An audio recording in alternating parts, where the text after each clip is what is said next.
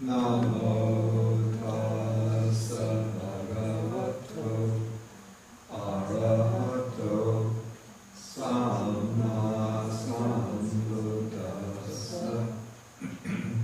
Namo tassa bhagavato arahato samma sambuddhassa.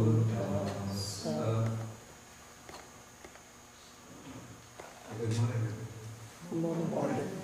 It would be useful if I could have the original page on the origination. No, she has the original.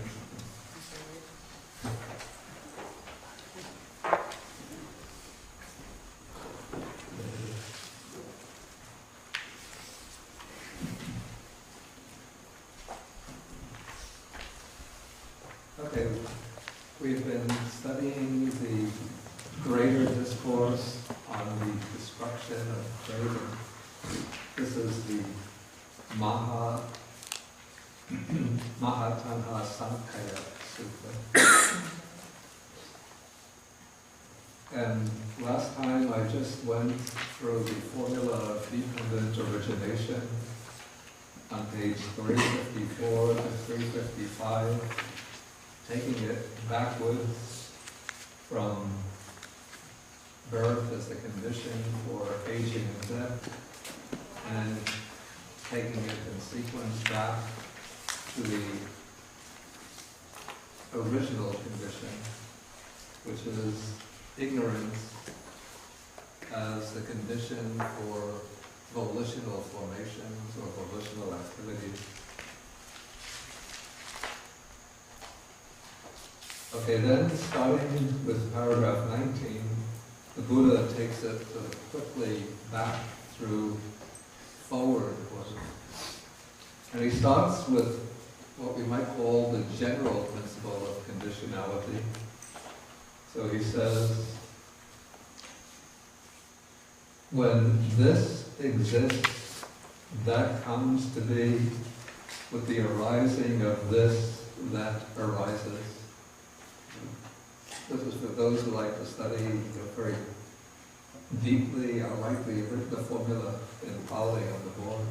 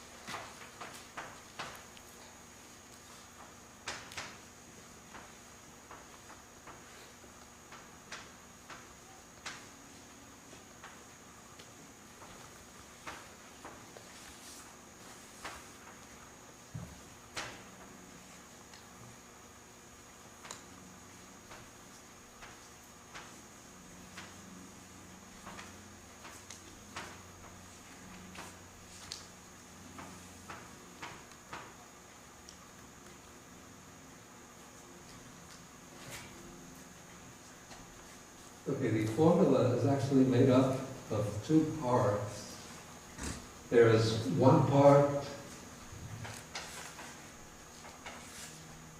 consists of two lines, and the second part consists of two lines.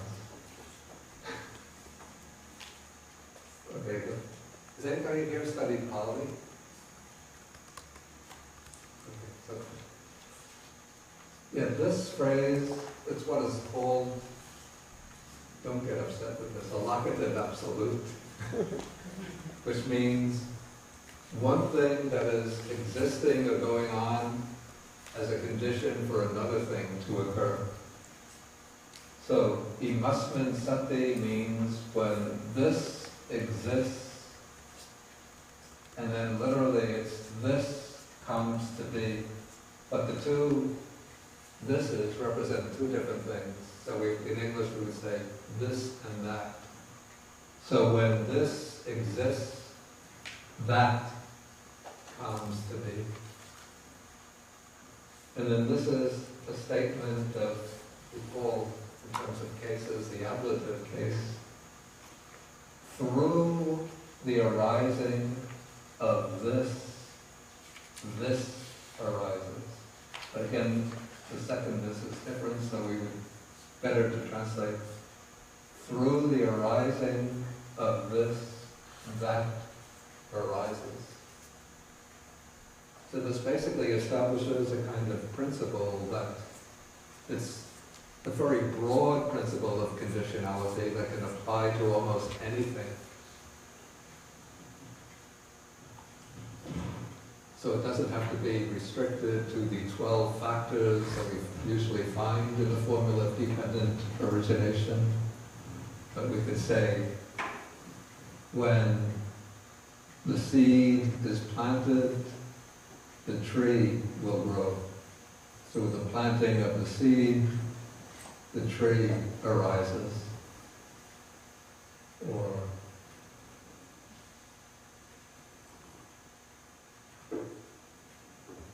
when there is maybe a housing crisis, unemployment occurs.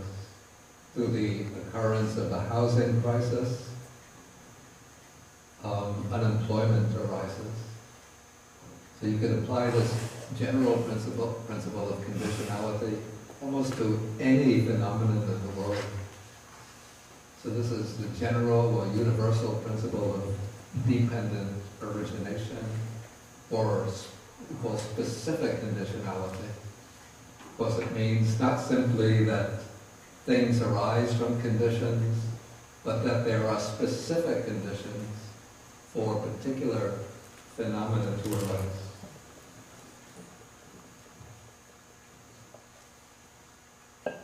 But the Buddha is not just, though he lays out this general principle of conditionality, but the main focus of his teaching is with the arising and ceasing of dukkha, of suffering. In general, the suffering of the round of birth and death, or samsara. And so he takes this general principle of conditionality, and then he applies it. We have the pragmatic or applied principle of dependent origination, which is here laid out in terms of 12 factors.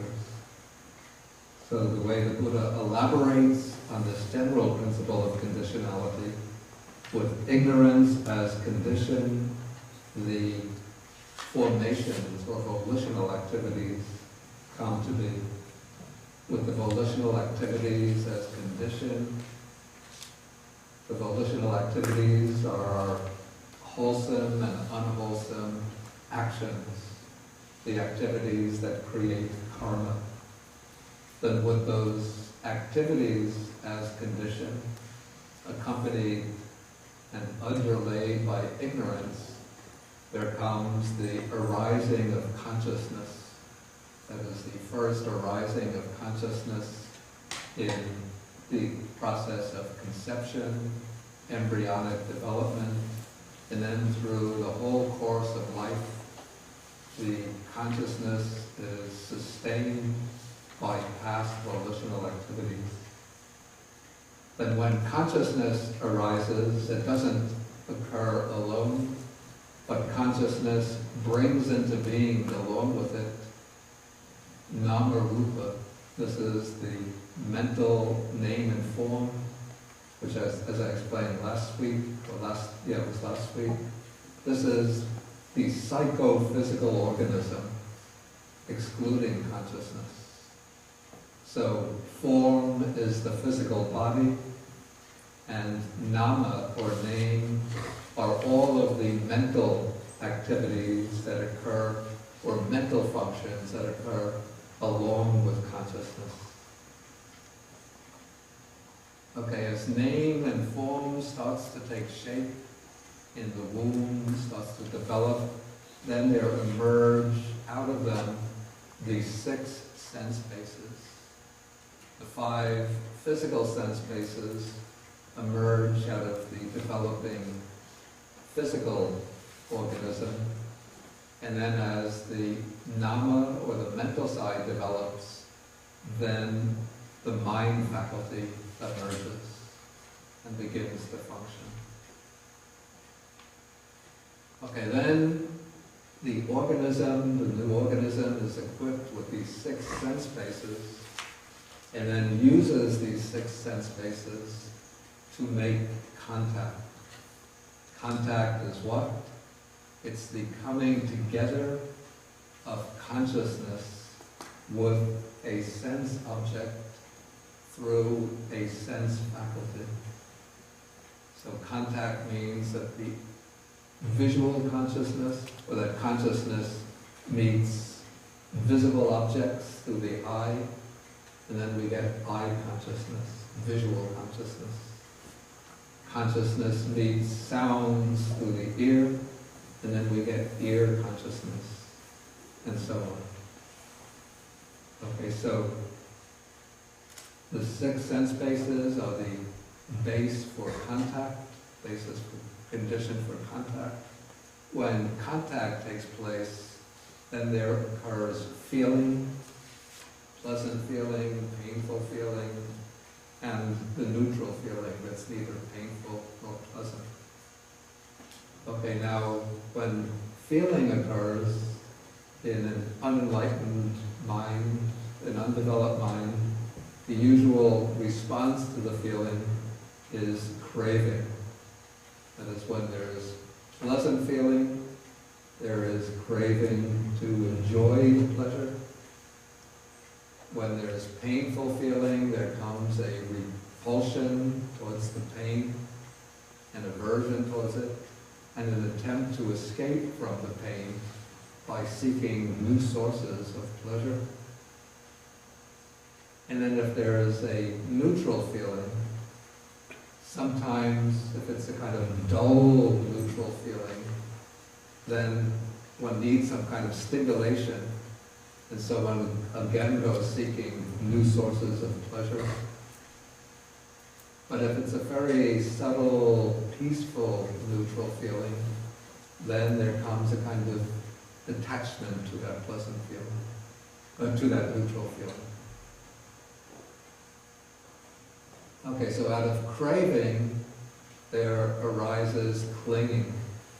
So craving is basically the desire to obtain pleasant objects, agreeable conditions that one doesn't yet have. And then what's called upadhana is the holding to those pleasant and agreeable objects and agreeable situations, agreeable conditions that one has already obtained. It's the holding to them, the unwillingness to let go of them.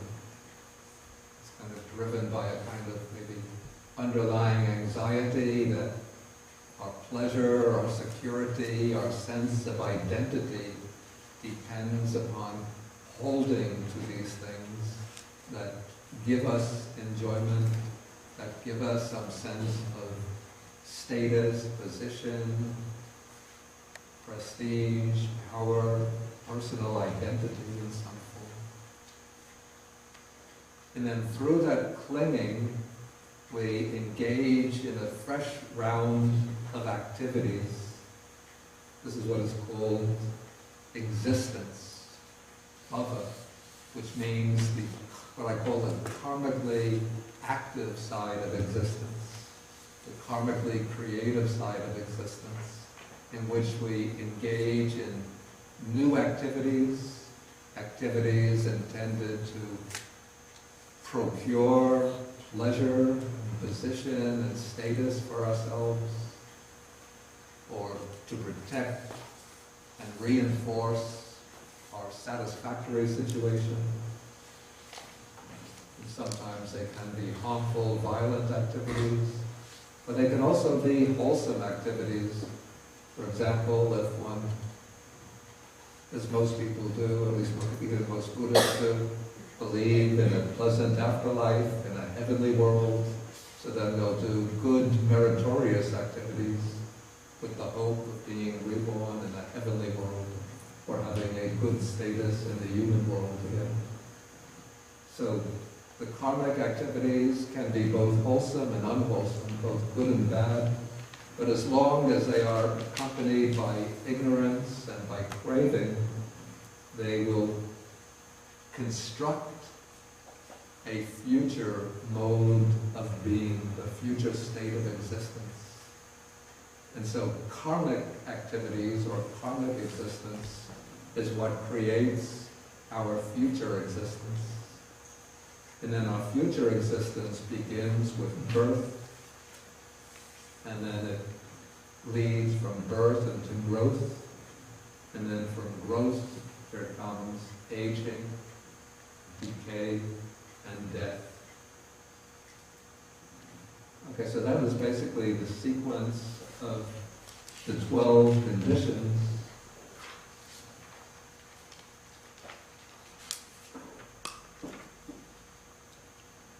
And now when one just looks at the 12 conditions the way they're laid out in the Sutta, it's sometimes difficult to understand, but the commentaries have given us some helpful indications for understanding how, some helpful indications for understanding how these 12 factors should be seen, how we should put these 12 factors together into some kind of meaningful pattern.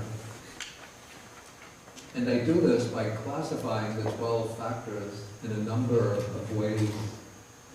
So I've shown these ways of dividing up the 12 factors on the page that I handed out. So if you take a look at this page. So first, we can see that the 12 factors are divided by way of 3 periods of time. So there's the past period, which contains ignorance and the sankharas, the volitional activities or formations.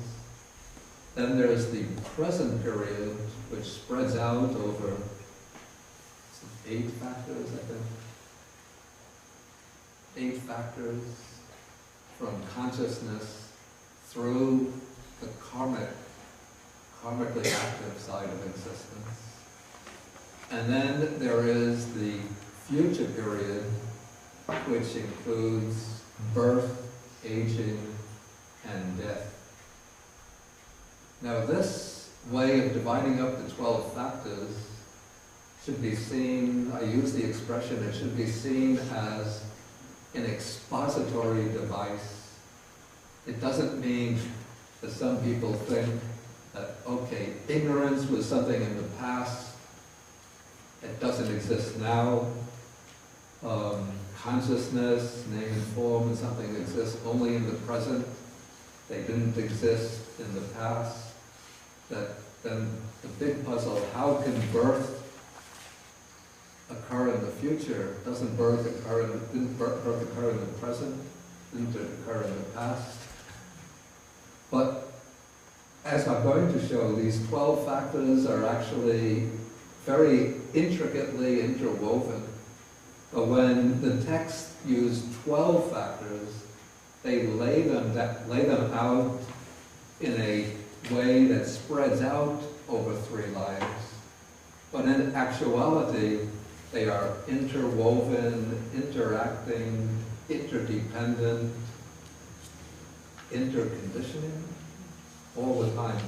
We'll see how that occurs in a few moments. But first, a few other modes of analysis I want to go through briefly. Okay, now taking this division of the 12 factors into 3 periods of time, we have 3 connections between them, or sometimes the 3 links. Okay, so one link is that between the past causes and the present effects. That is the link between the volitional activities and consciousness. So in this scheme, the volitional activities belong to the previous life, And those volitional activities propel consciousness into the new life. And it's those volitional activities that determine the particular realm of rebirth in which consciousness will arise. They determine the particular conditions under which consciousness will arise. And throughout our life, these volitional activities are constantly rising up from the past, beneath the threshold of awareness and conditioning our consciousness in the present. Okay, so the volitional activities backed by ignorance propel consciousness into the present, into the new life. Then as this new life unfolds, the factors from consciousness through feeling are basically the working out of past conditions, the kind of reflection of past causal conditions. So the arising of consciousness, name and form, is brought about by past karma, and then it's through the inflow of past karma that the 6 sense bases emerge, and this past karmic activity determines to a great extent our contacts and feelings. So this is occurring through the kind of inflow of past causation. But then, between the feelings that we undergo passively, through the contacts that we make, sort of involuntary contacts, between those feelings in our response to them, there is a certain gap, or a certain hiatus, a certain opening. And so we are free to react to feeling in different ways. If we apply mindfulness and clear comprehension to the feelings, then we start to weaken the process of causation.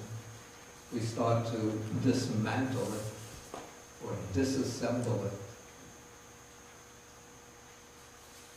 sort of deprive the defilements of their potency, their ability to sustain and propel the round of existence on through future cycles.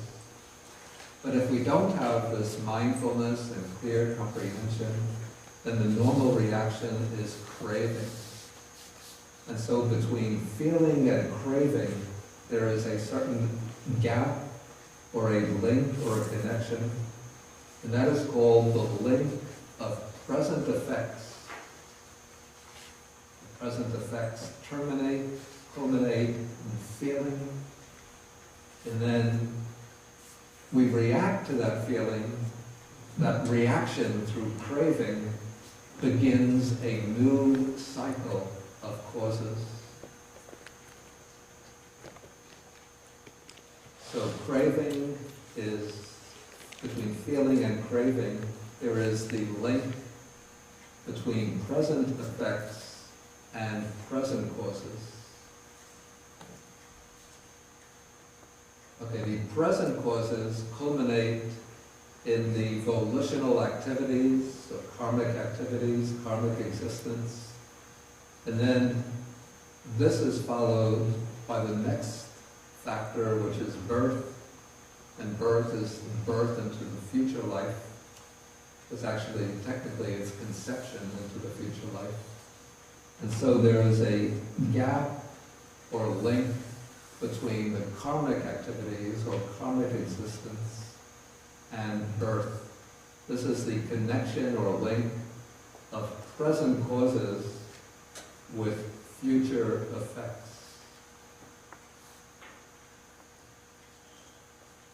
Okay, so these are the 3 links or 3 connections.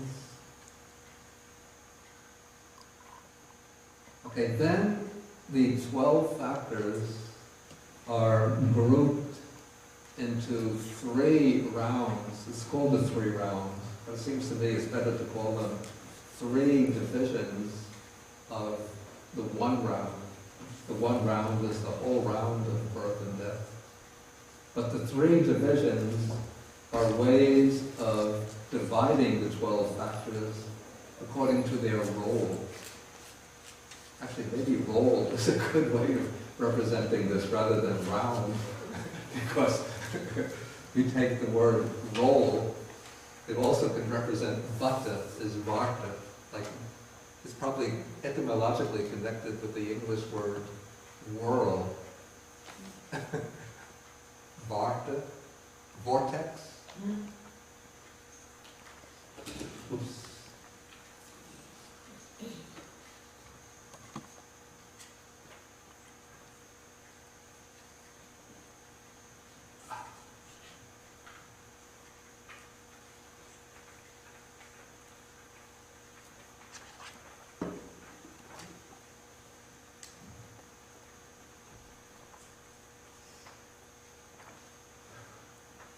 Yeah, so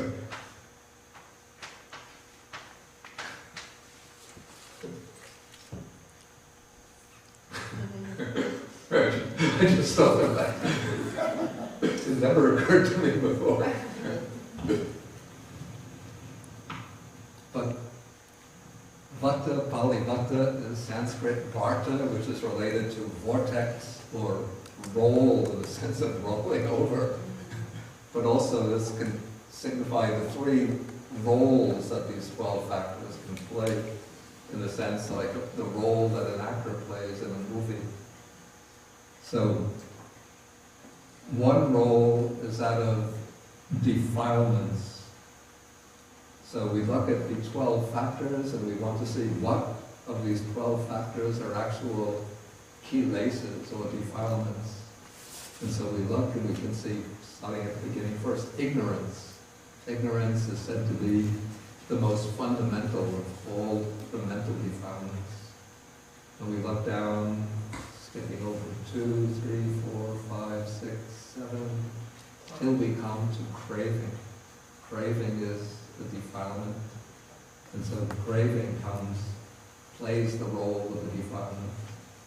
And then clinging is really a strengthening of craving, kind of hardening or stiffening of craving. So clinging is a defilement that plays the role of the defilement.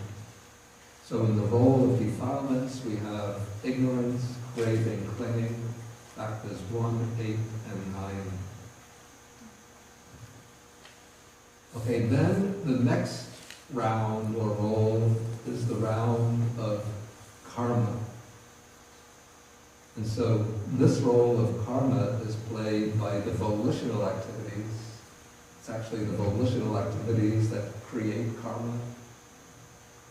So that plays the role of karma. And then you come down to karmic existence, the karmically active side of existence. So number 10, that karmically active side of existence is belongs to the round of karma. What is the resultant side of existence? That is what begins with birth and leads through growth to aging and death. So number 10 could actually be divided up into 2. Factor number 10 actually has 2 aspects. But the second aspect is covered by birth and aging and death. Okay, so then we've taken out now the defilements, the karma, then everything else belongs to the round of results, that which is the product of karma. So these are from consciousness through feeling, that's 3 to 7, and then birth and aging and death are the results of our previous defilements and karma. Okay, so we have these 3 different groups. And as I said, these 3 groups actually form three phases within one, what I could call one round. So that round begins with the defilements, and so it's our defilements that motivate us to engage in various activities. Generally, defilements motivate us to engage in unwholesome activities. But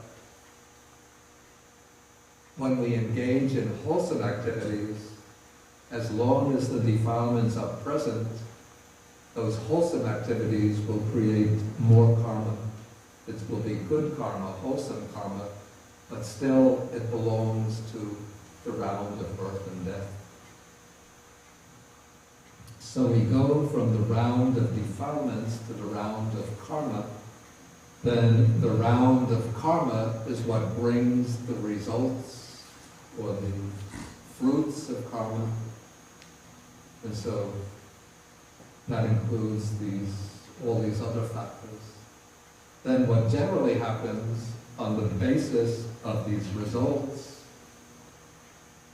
once there's consciousness, name and form, or the five aggregates together, then based on that, there will take place more defilements will arise, followed by more karmic activity, followed by still another existence.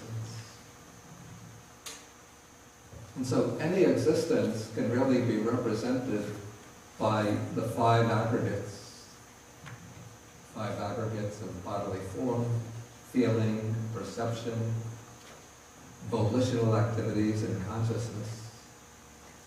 And then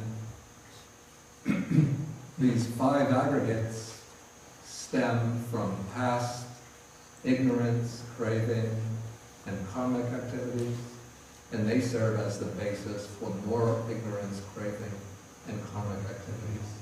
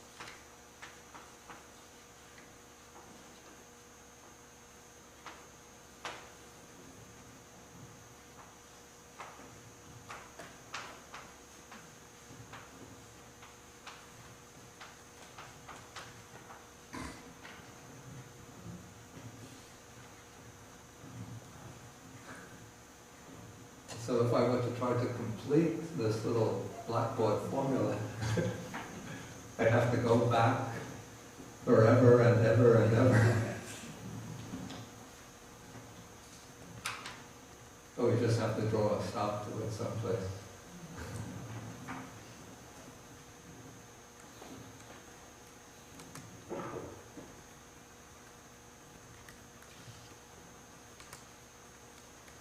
Okay, so when we look at the 12 factors, then we see that there are what we call two roots of the round. One root in this 12-fold formula is ignorance, which is considered the root that goes from the past and extends into the present. And then there is craving, which is considered the root that exists in the present and extends into the future. So those are the two roots.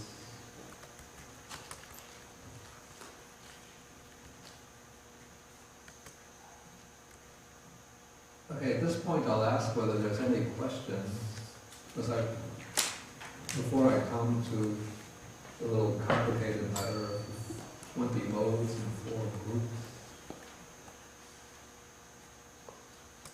What's the difference between craving and clinging?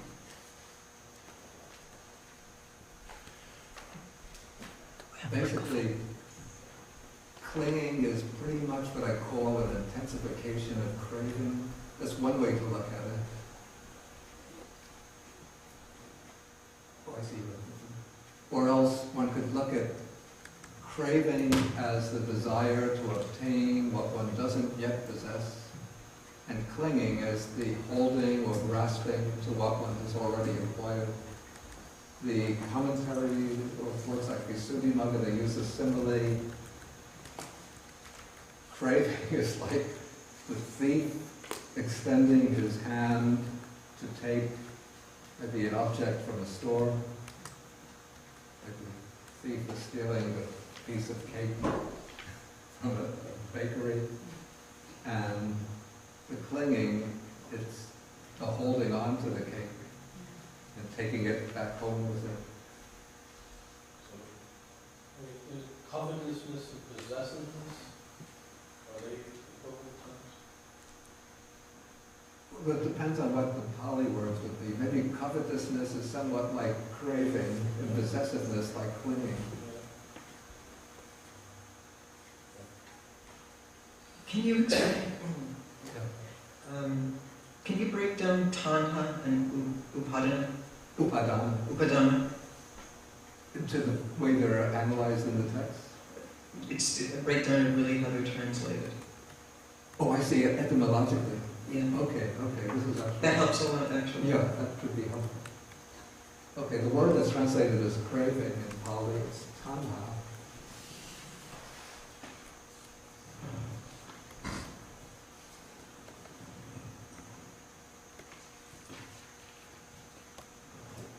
Rescue.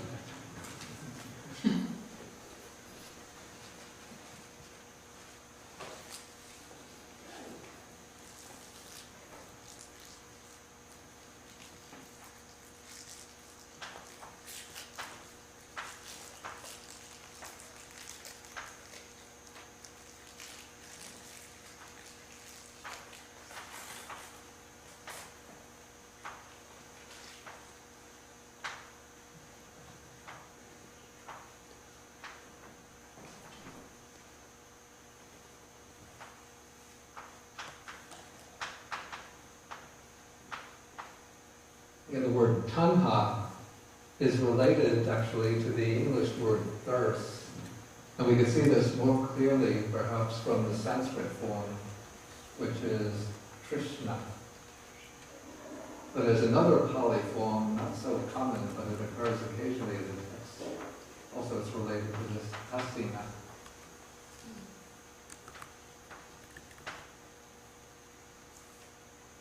So you can see that maybe the original sense is thirsting for something that one doesn't, like when somebody is thirsty, it means they don't yet have water, but there's an intense yearning or wishing for water to quench the thirst.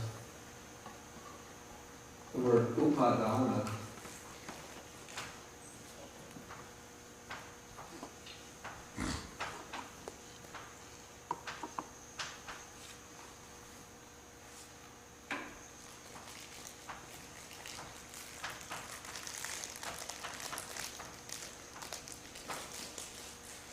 actually based on the root da.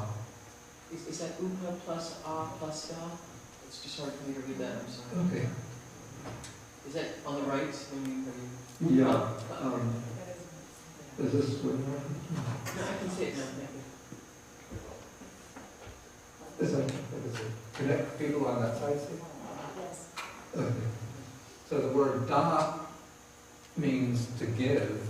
Like we have the word dana, giving, generosity. But when it has the prefix a, it changes the meaning from to give to take. And then upa is a strengthening word, and it has more the sense of towards oneself. So upadana is taking up upon oneself.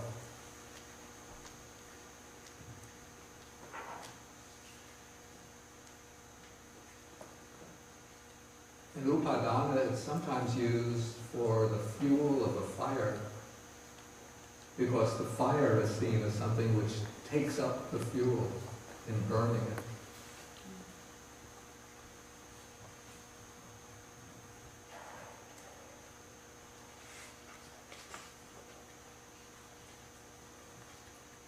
And the commentaries sometimes explain upadana, we use another.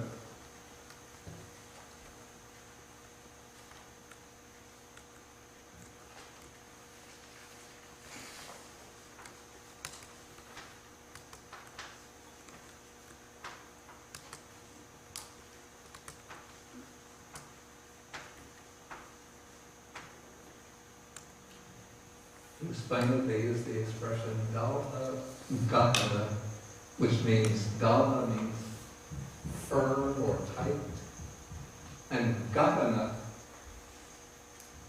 is translated grasping, and it's related actually etymologically to the English word grasping. We can see it more clearly again in the Sanskrit. We've got vaha.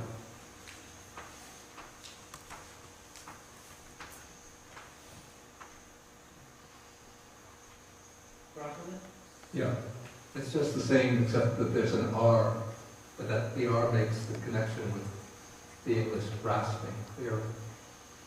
So it's tightly grasping, or tightly holding. Thank you. That makes it clearer. Yeah.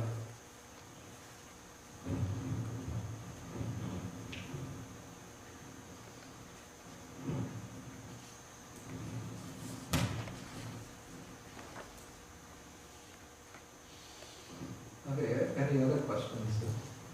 Bhante, I just have just a clarification. You mentioned that defilement motivates us to engage in unwholesome activities. Yeah. But we can also engage in wholesome activities that would create good karma. But Yeah. that would still keep us within the realm of birth and death. Not all of them. There are good activities, of course, that lead to the liberation from the realm. But say when people have sometimes like a desire for rebirth and happy realms, good realms, then they engage in good activities, and that those good activities create the karma, which, if it's really strong enough, will bring them into the good states of existence. And so, I mean, temporarily, tentatively, we have to aim to create good karma in order to have the prospect for a good state of rebirth and to avoid falling into the unfortunate states of rebirth. But still, as long as there's a desire or craving to go on, then the good activities keep us in bondage. Please. So really, as far as practice, it's Maybe take the. I was just looking. I know I've looked at this a million times, but again, and once again, I revisit. Oh, sorry. Once again, revisiting the 12 links, but it seems like.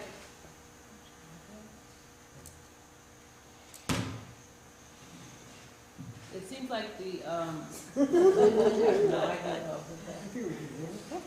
Yeah, no, you did hear me, right? Yeah, now it's on now. No? Yes. No, it's in terms of practice, it seems like the contact and the feeling comes up automatically. So the practice is between the feeling where you have that, where you're talking about the response Yeah. to the craving. So Yeah. the practice is in that whole little area right there, Yeah. regardless of what you're bringing from the past forward. Yeah.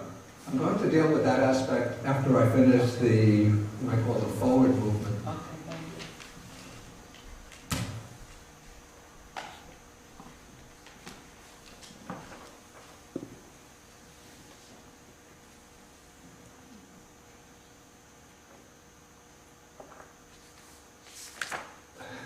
Okay.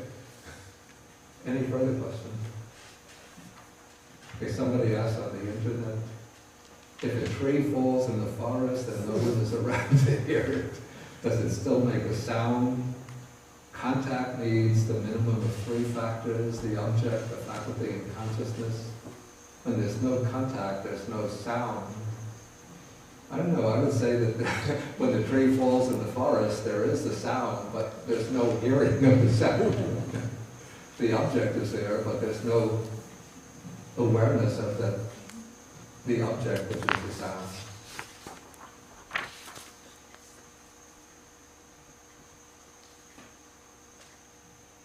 Then the second question, can we think of ignorance as the centripetal force that retains the self-delusion of the conscious force, which is constantly grasping and clinging? It's a good metaphor. Centripetal, I think, means pulling in, is that correct? Centrifugal is going out. Yes, centrifuge is what sends it, right? Okay, it's a good metaphor.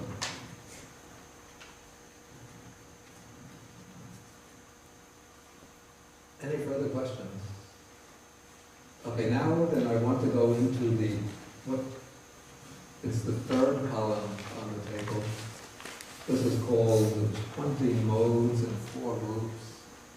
And this is very useful because it shows how the 12 factors are actually constant.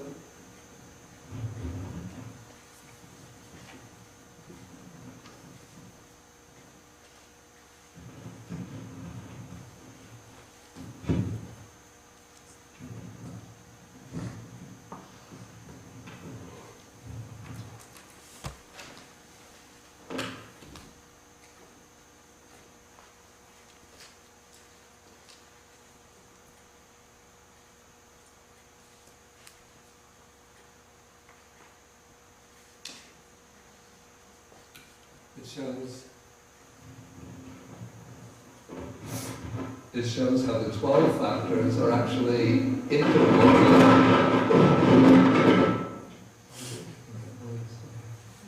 It shows how the 12 factors are actually interwoven so that the scheme of the 12 factors is actually something of an abstraction. Okay, so now if we look at the 20 modes, that column, we see that, okay, when there's ignorance... Is that coming from this one? You're getting feedback from here. There's Oh. feedback, yeah. Maybe because the 2 of them are on simultaneously. Yes, there's feedback.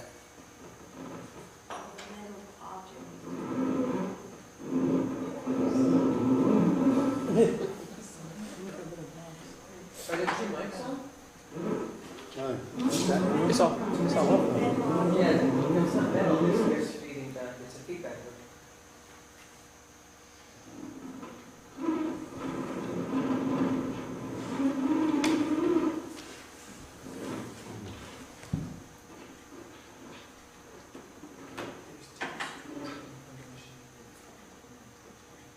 Okay, let us try.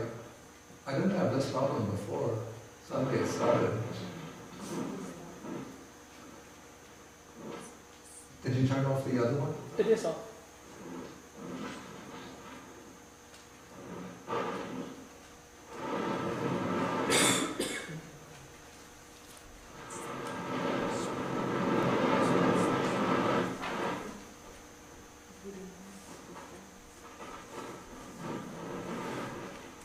If you take the microphone off, Oh, thank goodness. And just speak with my natural voice? no, just speak to it, into it. Okay. Then-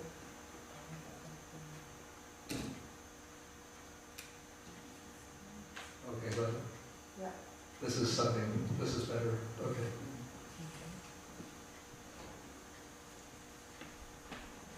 Okay, so these 20 modes show us how the 12 factors are interwoven and actually integrated with one another, with each other. So looking in the first section under the third column. First, we see that when ignorance is present, along with ignorance, there'll be craving and clinging. So we don't really have a situation where ignorance belongs to the past and craving and clinging belong only to the present. But in any life in the past, when there was ignorance, along with that ignorance, there was craving and clinging. Then what we call the volitional activities, number 2, and what's called karmic existence are really just 2 different names for the same thing. Maybe they have a slight difference in nuance, but they're pretty much indicating the same process, the activities that create karma. And so when there is, in the past, when there are volitional activities, those volitional activities are creating the karma that will build up a new existence. So we have 10 present. So in the past there were these 5 causes, and in the present, of course, we have these 5 effects, 3 to 7.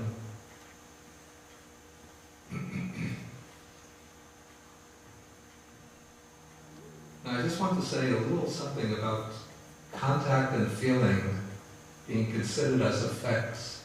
We shouldn't think that this means that all feeling and all contacts are effects, since there are many types of contacts that I seek out through my present will, and these can give rise to pleasant feelings.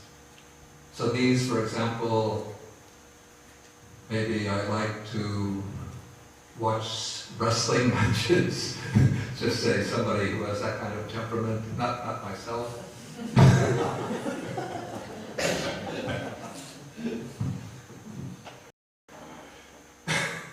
But kind of person who likes to watch wrestling and boxing, violent sports. So that person has a kind of craving, for that excitement of violent activity. And that will bring the contact with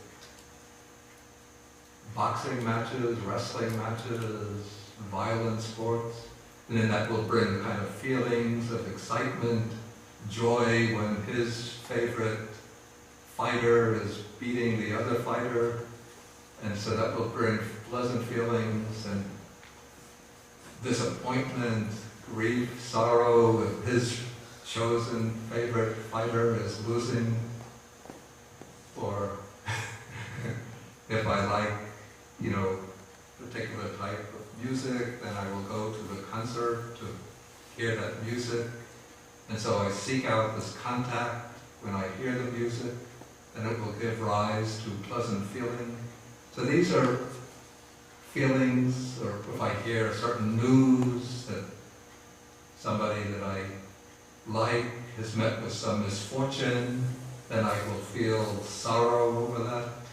Or if somebody that I like has met with some good luck, some success, then I'll feel joy and happiness because of that. Then these are the feelings that are arising through my present volitional activity. These are not coming about through the results of the past. But a lot of the feelings that we undergo come about sort of passively, because we're making encounters with things that we don't have, with situations over which we have no control, then these are bringing up certain feelings in us. So a certain number of feelings are the direct effects of past karma, but not all feelings. Okay, so anyway, for convenience sake, the factors from consciousness through feeling are considered the present effects of the past causes. So those are the 5 present effects. Then we have the present causes, craving, clinging, and karmic existence. But whenever there's craving and clinging, along with them there's ignorance. So we have ignorance in the present too, implicit in craving and clinging. And when we mention karmic existence, that is virtually synonymous with volitional activities.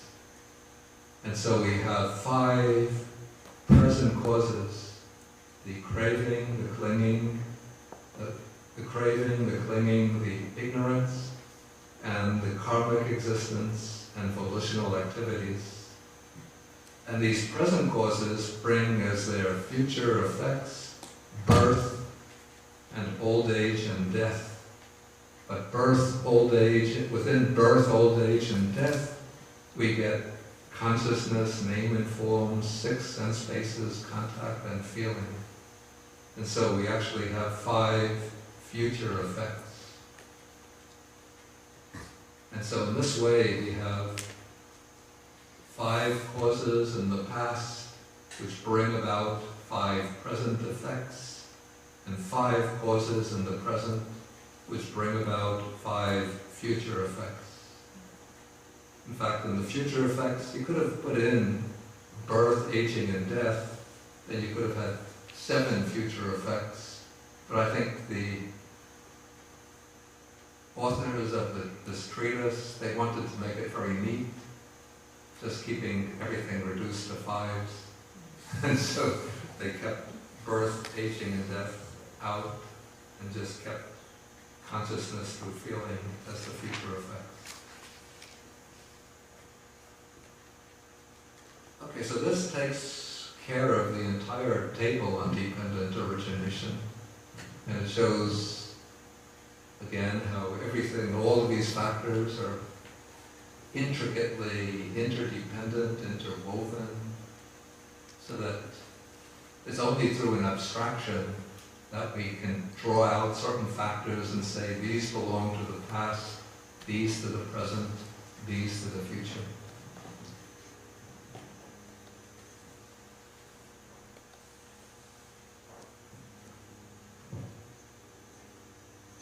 Okay, any questions now about the 20 modes and the 4 groups?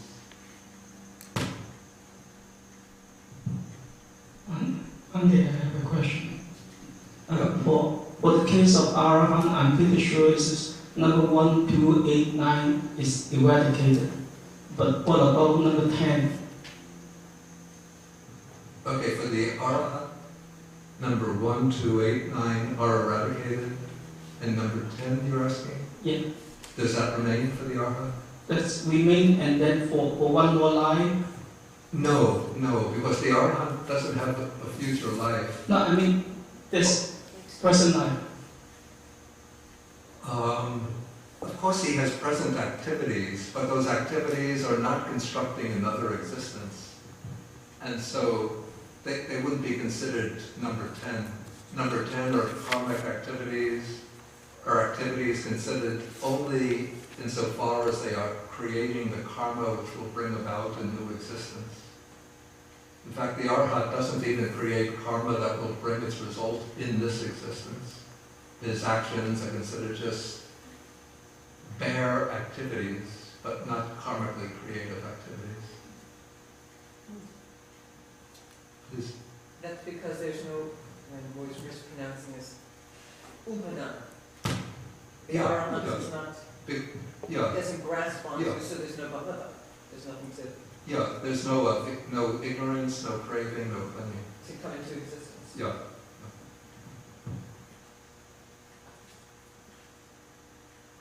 Well, this is another. Okay.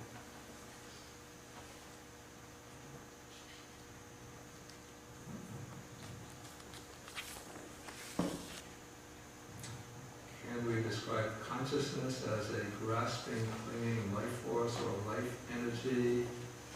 And Gandhava is just a special term for consciousness. At first, I don't think it's correct to describe consciousness as necessarily a grasping or clinging force, because grasping or clinging can be eliminated, but consciousness will remain. this is in the case of the Arhat who has consciousness but no grasping or clinging. Then the Gandhabba we will come to later. It's in the same sutta, but I won't take it today. Next week we'll take the Gandhabba.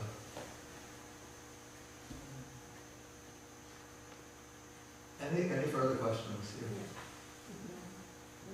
I Dean? fear to ask. No, you never should be afraid.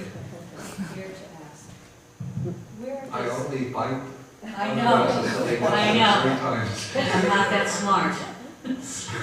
So I'm fearless. I only have a tiger in a cage. A hungry tiger.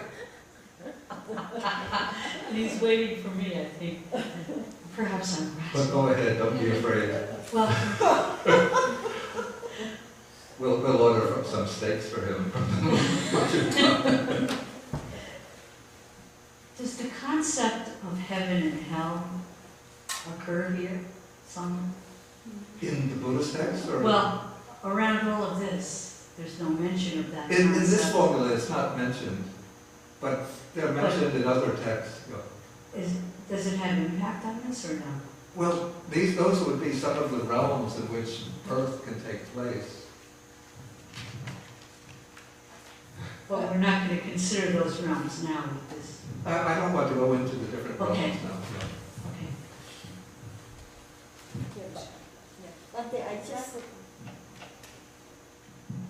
I think these links make sense to me, except the one that I'm struggling with is the one from ignorance to volitional activities. Yeah. And the reason is because, okay, under volitional activities, it could be wholesome or Yeah. unwholesome. Yeah. So I can see how unwholesome would cause the rest of the Yeah, things to come into yeah. being. But wholesome, I guess as long as, like you said before, there's a desire, a craving, and clinging, it's going to bring about the rest of the factors. Is that right?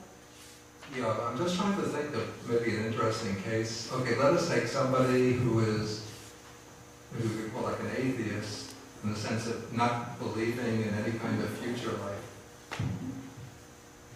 But this person, it's also a good person, so it's a generous person who gives to support humanitarian projects, very kind, generous, helpful to others.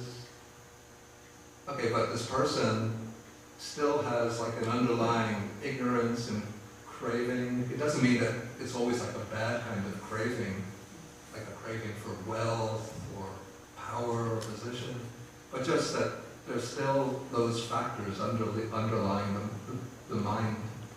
And so these good, wholesome activities still have the capacity to produce a rebirth, even though he doesn't believe in the rebirth.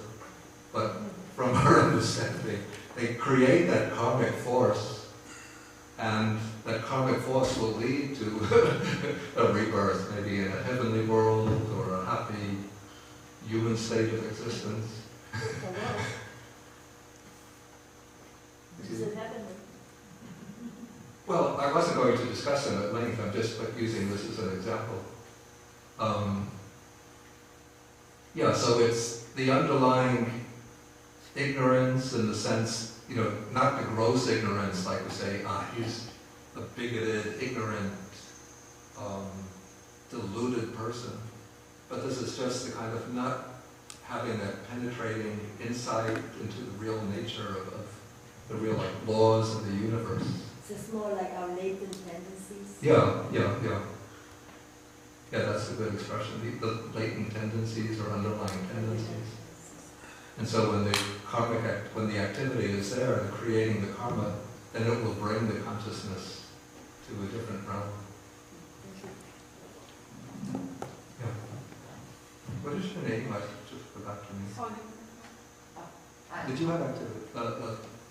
Not activity, question. I have a quick question. I'm interested in the word Sati, because it was used here, it seemed, in connection with existence. And not knowing any Pali, I heard it to refer to mindfulness or awareness. No, this is a completely different word. when I had the formula on the board before? Yeah, that was not, it's not the word sati meaning mindfulness. This was it's the present participle form of the verb ati, to be.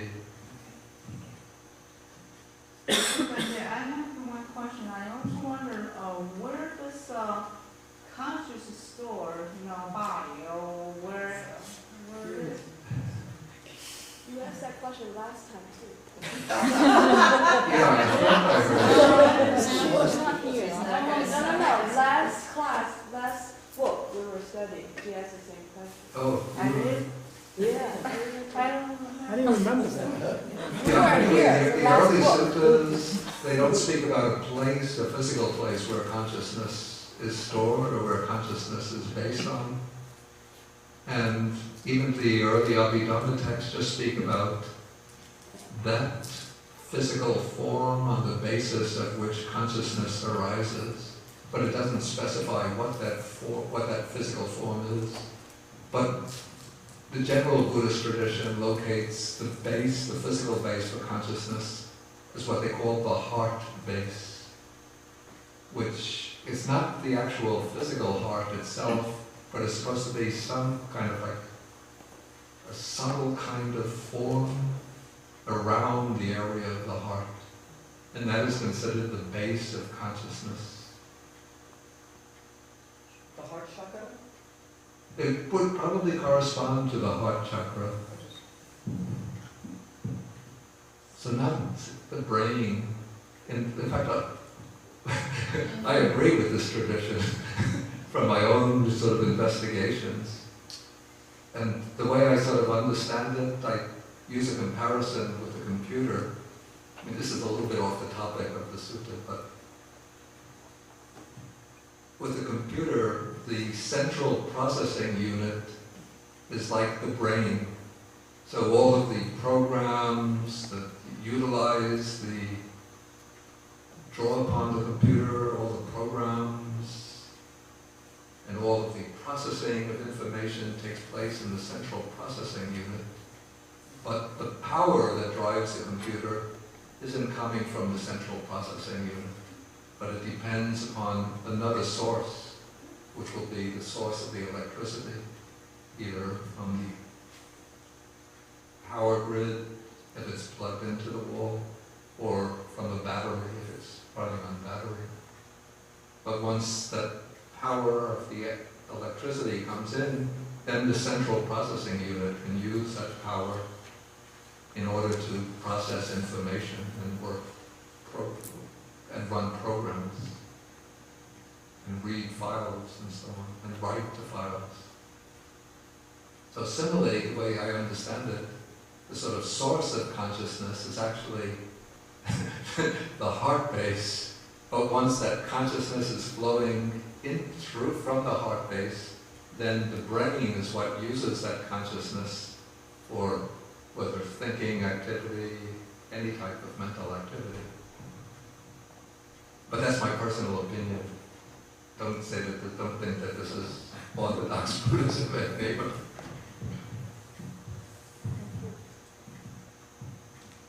Somebody's going to write a book, the Buddha compared consciousness to the central processing unit. So our practice is not only to get at the gap between feeling and craving. It's really to get at the 5 past or 5 present causes. Yeah, it's actually the 5 causes in the present. And I wanted to sort of finish this by taking the cessation side of the 12 factors. So your question just leads into the side that I was going to deal with. Of course, then as the sutta goes on, we have I'm still on page 356, that we have the exposition of cessation. With the remainderless fading away, cessation of ignorance comes cessation of formations or volitional activities. With the cessation of volitional activities, cessation of consciousness, and so on, down to with the cessation of existence, cessation of birth. With the cessation of birth, aging and death, sorrow, imitation, pain, grief, and despair cease. So that such is the cessation of this whole mass of suffering. So again, here we have the process of cessation laid out in terms of this 12-fold series. But when we look at this in practical terms, we have to ask, where does the process of cessation actually take place? And if we take the fundamental process of the causes, the causation, going from using the 20 modes of the 4 groups, then of course we can't actually deal with past causes because they took place in the past and the present effects are present with us now. But what we have to deal with are what are called the 5 present causes. And the most fundamental of the causes is ignorance, avijja or avidya. And so what is needed to counteract ignorance is vijja, it's wisdom or knowledge, or panya, jnana, panya, vijja, knowledge, wisdom, understanding, insight, and so on. And so at the most basic level, the whole series of causation comes to an end with the arising of ignorance, or with the arising of wisdom or insight. But sort of as the temporary measure to prevent the round from getting fueled again, what one has to do is to, in the practical day-to-day life, to create kind of space for wisdom to arise, for insight to arise, is to weaken the connection between the feelings and craving. So if we surrender to the craving, then we become engaged in a new round of activities, which will create new seeds of karma. But when we exercise that, this is restraint of the senses. So instead of letting the senses dominate us, then we can restrain the mental activity that arises in response to sensory input. And on the basis of that gap created between sensory input and the arising of craving, we can develop mindfulness and clear comprehension of experience. And then through the development of mindfulness and clear comprehension, it will come panya, wisdom, until that wisdom blossoms into full knowledge, deep understanding, penetrative realization. And then with that, the round comes to an end. Then what is actually eliminated in the present is ignorance, craving, clinging, and when that's fully eliminated, then there's no more volitional activity. There's actually volitional activity, but it doesn't create karma anymore. And so then there comes the end of birth, old age, sickness, and death. Okay, and that's the cessation side. Yeah, it's a very interesting thing because we're given these senses, right? So we have these senses, and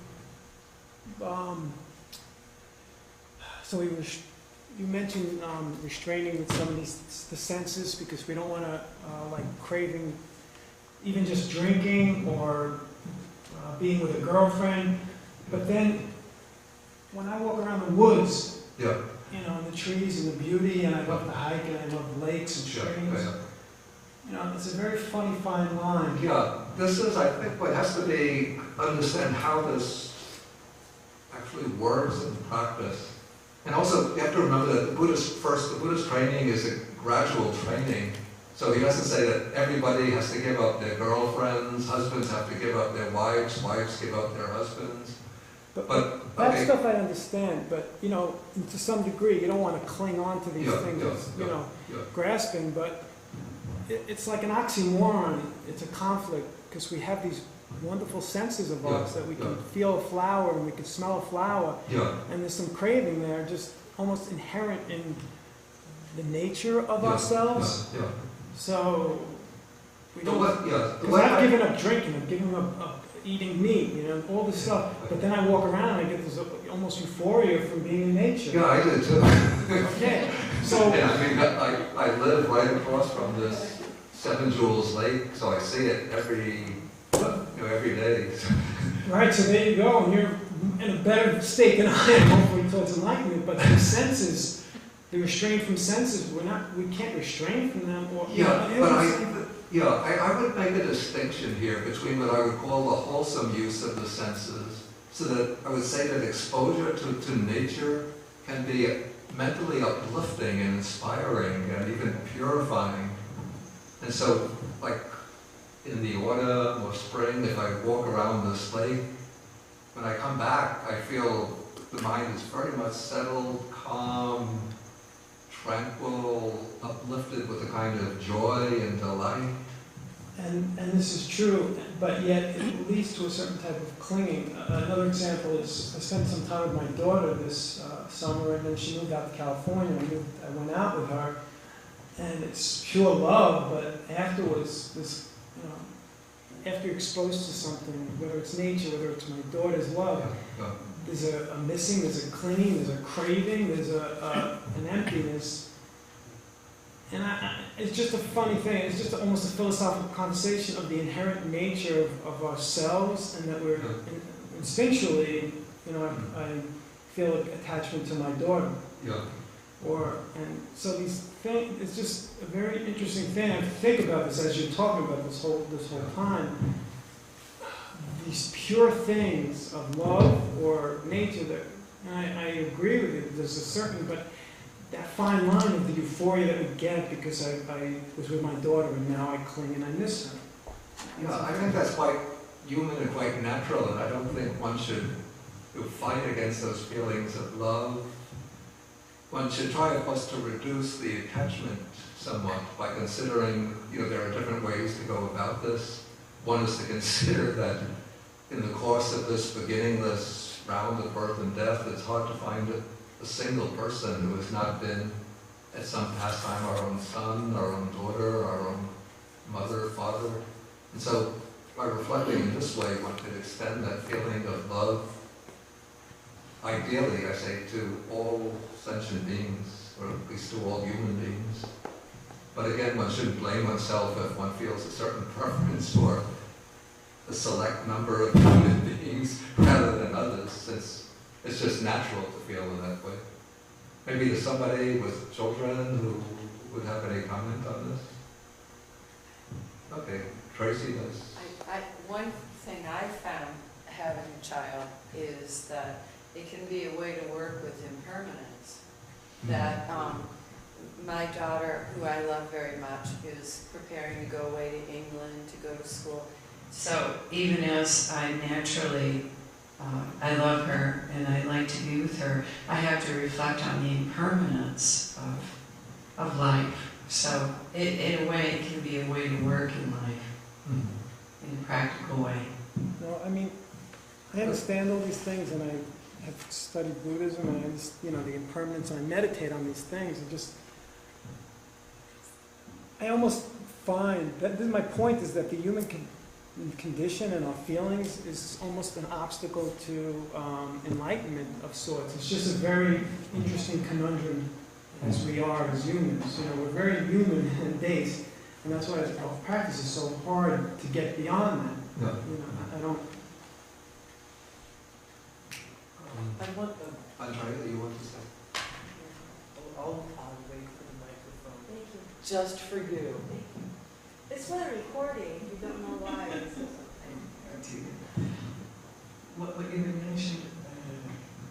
What you had mentioned earlier when you were talking about how to practice restraint, that was the first part of your question, yes? Yeah, that was what Bhante said, restraint from the senses. He mentioned that word. Right. Well, in everyday walking life, that's kind of hard to do. But when they speak about, I'm trying to put this in an articulate manner, when the Buddha talks about sitting ardent, resolute, restrained from sensual pleasures in the meditation, because in the meditation, you can do that, at least for that temporary period of time. Temporary, okay? While you're doing that, you are secluded, you are restrained, you are renunciating in that space of time. You might go out and drink a bunch of liquor afterwards, but in that space of time, that's where you can really start to look at that. And if that temporary moral state, calm state, restrained state is what helps you, brings you to the mindfulness or the samadhi. Even though, and it's true, and then hopefully you can look at how these things connect, and look at the feelings, and look at how things grasp. But then it's quite another thing. I'm going to do that.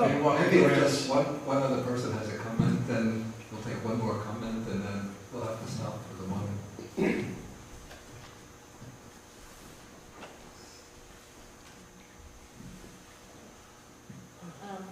I have an observation about the cessation phase of the 12 factors. It looks like it leads us back to the Noble Eightfold Path. Yeah, well, of course, the Noble Eightfold Path is the way to bring about the arising of this wisdom, of the insight. Because, as you mentioned, the most fundamental is ignorance. The way to counteract is wisdom, insight, which really brought about by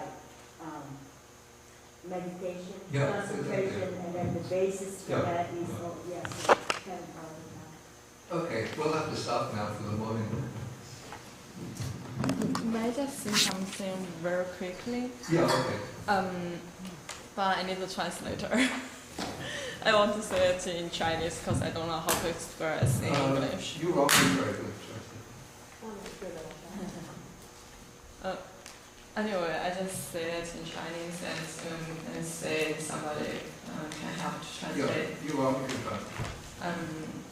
就那个先生刚刚说的，比如喜欢自然啊那种哈，我是觉得那些它也就是一种 nature 那种东西，然后就是说我们不去执着于那个东西，我们当时可能是enjoy， but after that 我们可以放下，就是说。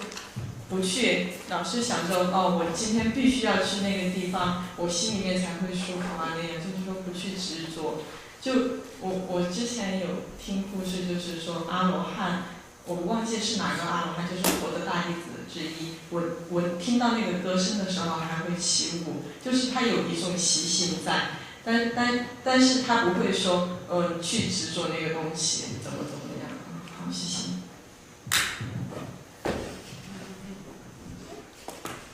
Oh, she's just saying that enjoy nature and don't attach to it. She also enjoys nature, but after you have enjoyment, after that moment of enjoyment, you just don't attach to it, don't keep thinking back and then say that I want to get back there. And she said she gave an example of an arahant. Music can dance with I don't think it's an arahant, but it's yeah. Well, I'll just translate what she said. An arahant who, after hearing music, pleasant music, will start dancing. But that arahant didn't have attachment to it. So that's the example she gave. I don't know any examples in the Pali text. It's actually from the Mahayana. I know that it's from the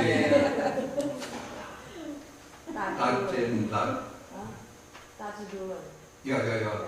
But what one does find in the Therigatha is that some of the arahants who lived in the woods, they would write poems extolling the beauties of the mountains, the clouds over the mountains, the birds and monkeys playing in the forest.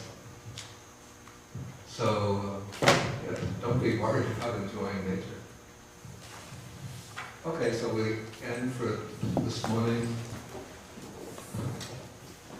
And today I have to give a class in the afternoon for the retreat. So I won't have the discussion group. I want to take a little rest after the lunch. But any further questions? We'll finish the sutta next week. We'll have a class next week back in the Taishu Guanyin Hall. I think back in the Guanyin Hall. There's nothing going on next week, is there? Guanyin Hall? Yeah. Okay, so we're back in Guanyin Hall next week. And then any questions that you have on anything discussed today, we can discuss next week. Okay, so I'll end with the sharing of the merits. We have the, okay, for some, okay, so we share the merits with the devas, the deities, the nagas, the buddhas, and all beings, wishing them to be well and happy, and to protect the Buddha's teaching, to protect ourselves and others. Akasata Jagumata Deva Naga Mahidika Punyam Dang Manumodipa Shiram Rakantu Sasanam Akasata Jagumata Deva Naga Mahidika Punyam Dang Manumodipa Shiram Rakantu Desanam Akasata Jagumata Deva Naga Mahidika Punyantam Anumodipa Shiram Rakantu Mankaram Etavatacha Mehi Sampadam Punya Sampadam Sabbe Devanumodantu Sabba Sampati Siddhya Etavatacha Mehi Sampadam Punya Sampadam Sabbe Bhutanumodantu Sabba Sampati Siddhya Etavatacha Mehi Sampadam Punya Sampadam Sabbe Satanumodantu Sabba Sampati Siddhya Bhavagupadaya Vichikato Etantare Satakayupapanna Rupiya Rupicha Asanya Sanino